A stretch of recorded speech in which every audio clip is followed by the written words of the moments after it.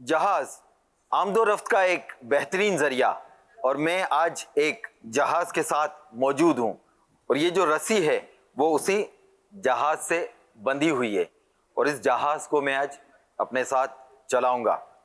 آپ سوچ رہے ہوں گے جہاز کو رسی سے چلاؤں گا، اتنی طاقت ہے؟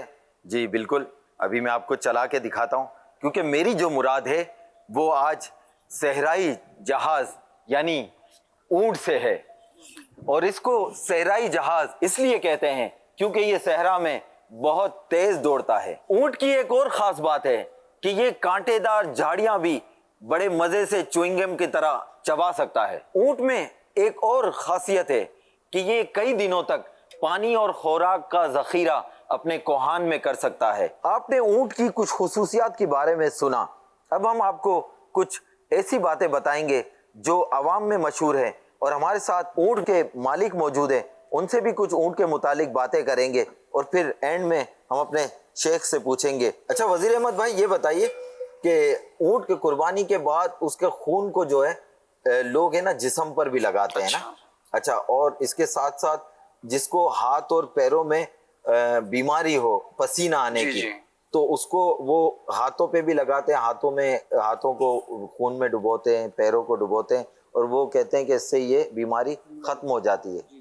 کیا یہ صحیح ہے؟ ہاں حقیقت ہے، اس میں بہت سے خوبیات ایسے ہیں، پسینہ آتا ہے یہ ختم ہو جاتا ہے، اس کا جو چربی ہوتا ہے آگ میں جلا ہوا ہو، چربی لگاؤ، جیسے جلد پہلے ہوئے گا وہی جلد آئے گا، اور اس کا دودھ اس سے زیادہ فائدہ مند ہے۔ دودھ کس کام میں آتا ہے، مطلب کیا فائدے ہیں؟ صبح صبح ایک گلاس شوگر کے لیے یہ اچھا ہوتا ہے، مفید ہے۔ وزیر بھائی، ایک اور چیز مشہور ہے عوام میں، اونٹ کی ہڈی اگر کسی گھر میں رکھ دی جائے تو اس میں دیمک اور کھٹمل نہیں آتے۔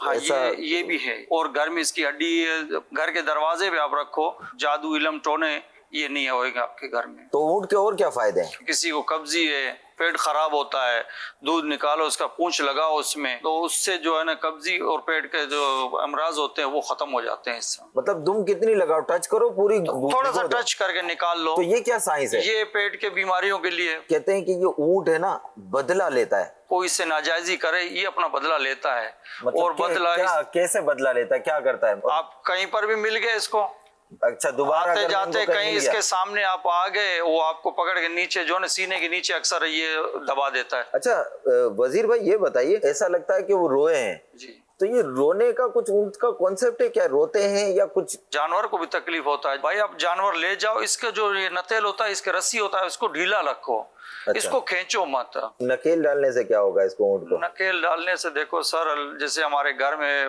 بزرگ بولتے ہیں کہ فلاں نے میرے بیٹے کو نکیل ڈالا ہے، یہ وہ جانور ہے جس کو ہم نے نکیل ڈالا ہوا ہے۔ اچھا، مطلب شادی کے بعد ہے نا یہ جملہ کہتے ہیں کہ اس کو ہے نا نکیل ماں ڈال باپ دیے۔ بولتے ہیں اپنے بہو کو، بولتے ہیں کہ میرے بیٹے کو نکیل ڈالا ہے آپ نے۔ اچھا ہم نے اونٹ کو نکیل ڈالا ہے۔ یہ سر سے پکڑنے کا کیا ہے اس کا سین؟ سر سے یہ سر جب پکڑتا ہے، یہ چھوٹا بچہ ہو، چھوٹا جانور اس کے سامنے ہو، بھیڑ بکریاں جیسے ہوتے ہیں، تو اس کو یہ یا کمر سے پکڑتا ہے، بچہ چھوٹا اس کو سر سے پکڑتا ہے، اور اس کا بڑا منہ ہے، بچوں کو سر دبا دیتے ہیں، یہ مار دیتے ہیں۔ پیغام دینا چاہتے ہیں اکثر اپنے بچوں کو اس سے دور رکھا کریں۔ اس کو شریف جانور کہیں گے یا نہیں؟ شرافت کے نکیل ڈالنے سے شریف بن جاتا ہے، شریف جانور نہیں ہے۔ اچھا، اور بعض جانوروں کو نکیل نہیں ڈالنی پڑتی نا؟ جی جی، تو ان میں اونٹ میں بھی ہوتے ہیں کہ جس کو نکیل نہ ڈالیں تو کوئی چل جائے گا؟ نہیں سر، اس کو نکیل ڈالتے ہیں، بیل کو بھی نکیل ڈالتے ہیں، پھر اس سے وہ قابو ہو کچھ جاتا کو ہے۔ نہیں ڈالتے، کچھ کو نہیں ڈالتے، تو ان میں ایسا ہوتا ہے کہ نسل کچھ ایسا ہوتا ہے ان میں، اور قربانی کے جانوروں میں اکثر نکیل ڈالتے ہیں،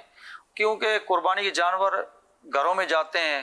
شیخ آپ نے سنی کچھ عوامی باتیں اور کچھ خصوصی باتیں اونٹ سے متعلق اور قربانی کے اونٹ سے متعلق۔ اب پلیز شیخ آپ ہی بتائیے کہ کیا ہے حقیقت اور کیا افسانہ؟ اگر انسان کی جلد جلی ہو، یعنی آگ سے وہ جل گئی ہو، تو اونٹ کی چربی لگانے سے کھال جیسی تھی ویسی ہی آ جائے گی۔ اونٹ کی چربی جلی ہوئی جلد یعنی جلی ہوئی سکین اور چہرے کی خوبصورتی کے لیے مفید ہے، اس سے پگھلا کر لگایا جائے۔ اونٹنی کا دودھ معدے کی جلن، سوزش، یہ سوزش عام طور پر سوجن کو بولتے ہیں، لیکن سوزش کا معنی جلن ہوتا ہے۔ اب یہاں کیا حکیم صاحب کی مراد ہے، وہ شاید یہ سوزش ورم یہ ایک ہی چیز ہو کہ وہ یعنی کہ सूजन, वर्म को सूजन बोलते हैं, स्वाइलिंग। तो मैदे की स्वाइलिंग के लिए, सूजन के लिए ऊँटनी का दूध मुफीद है। और ऊँटनी के दूध का मिजाज गर्म है, ये हिकमत में नहीं कि ये होता है, तो गर्म होता है ये।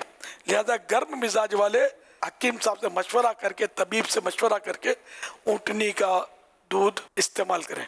क्या ऊँट के दूध में इसकी पूंछ भिगोकर पीने से कब्ज और पेट की बीमारियां दूर हो जाती हैं? तो ये हकीम साहब का पैगाम आया है कि दूध में दुम का भिगोना ये समझ में नहीं आ रहा, क्योंकि दुम में पेशाब का असर होने का खतरा है। ये भी एक वजह है छींटे पेशाब के। तो पेशाब तो अगर यकीनी मालूम नहीं है, नापाक तो नहीं कहेंगे, तो हम ये कि पेशाब सेहत के लिए मुफीद तो हो ही नहीं सकता है, तो है ही हराम इसका पीना। ऊँट की हड्डी घर में रखने से दीमक नहीं लगती, ये सुना है। तो अगर दीमक के इलाज के लिए कोई रखता है तो सारा कोई गुनाह भी नहीं है, हरज भी नहीं है। दीमक नहीं भी गई तो पहले भी तो थी तो सही ना, हड्डी रख दी, ठीक है, नहीं गई, हो सकता है चली भी जाए। ऊँट को नकील क्यों डालते हैं, ये ऊँट के माहिर जो थे यही बता रहे थे और यही बता सकते हैं। नकील कैसे डालते हैं ये है अलबत्ता कि ये जो इसकी लंबी थोथनी होती है, मुंह होता है, इसमें नाक में ये जो ये है ना, ये चीज दोनों के बीच में जो, इसमें ये लोहे का वो कोई नोकदार आला डालकर उस सुराख बनाते हैं, जिंदा जिंदा बिल्कुल। ये ज़ाहिर होता तो तकलीफ थे, ये इसमें डालते हैं। अब यहाँ क्योंकि ज़रूरत है, नफ़ा मकसूद है, तो ये फिर इसमें रस्सी डाल देते हैं। अब ये रस्सी पकड़ के इसको चलाते हैं ना, तो इसको ये पता होता ऊँट को कि मैं अगर ये खींचूंगा तो मुझे दर्द होगा, तो यूँ ये नकील से काबू में रहता है। बकरीद का जो ऊँट आता है हमारे यहाँ, तो इसकी नकील को ये लोग खींचते रहते हैं बेचारे। ये इसका कोई हल बहुत मुश्किल है, लोग मानते नहीं है, बच्चे नहीं मानते, खींच खींच के चला रहे होते हैं, और ये इसका जख्म बढ़ जाता होगा इससे। ऐसा बच्चों को ना करने दिया जाए, बड़े भी ऐसा ना करें। ये नाक की नकील, अब ये बोलते थे कि दूल्हा को नकील पड़ गई तो बच्चे को नकील पड़ गई, और यूँ भी बोलते हैं दूल्हा को लगाम पड़ गई। खैर, और ये खून का भी कुछ कह रहे थे कि खून में हाथ में पसीने की बीमारी है, तो ऊँट के खून से वो धोते हैं तो ये पसीने की बीमारी जाती है। तो बकरे के, गाय के, सबके खून से इस तरह लोग करते होते हैं, लेकिन ये मना है, इस तरह शरीयत में इसकी इजाज़त नहीं है। ये गंदे काम है, शैतानी काम है, और ये शायद गैर मुस्लिमों से सीखे होंगे, और अब तक मैंने कोई ऐसा देखा भी नहीं है मरीज कि वो ठीक हो गया हो। डालते होते हैं, खुद में खड़े हो जाते हैं, यहाँ तक कि वो जड़ी फाड़ कर उसको बच्चा बिठा देते हैं। ये और हजार इलाज हैं, मतलब डॉक्टरों के जरिए, हकीमों के जरिए आदमी इलाज करे।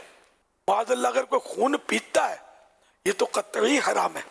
जो ज़बा के वक्त निकला हुआ खून, तौबा अस्तगफिरुल्लाह, नापाक भी है और हराम है। फिर ये पीने का सवाल नहीं है इसमें, लेकिन ज़िम्नन ये मतलब आ गई बात, ये पीना तो नहीं चाहिए। अगर किसी ने पिया है तो तौबा करे, तौबा फर्ज है उस पर। और ये तो बहुत बड़ा घिन वाला काम है, मतलब जी कैसे चाहे। सल्लु अलल हबीब सल्लल्लाहु अलैहि वसल्लम।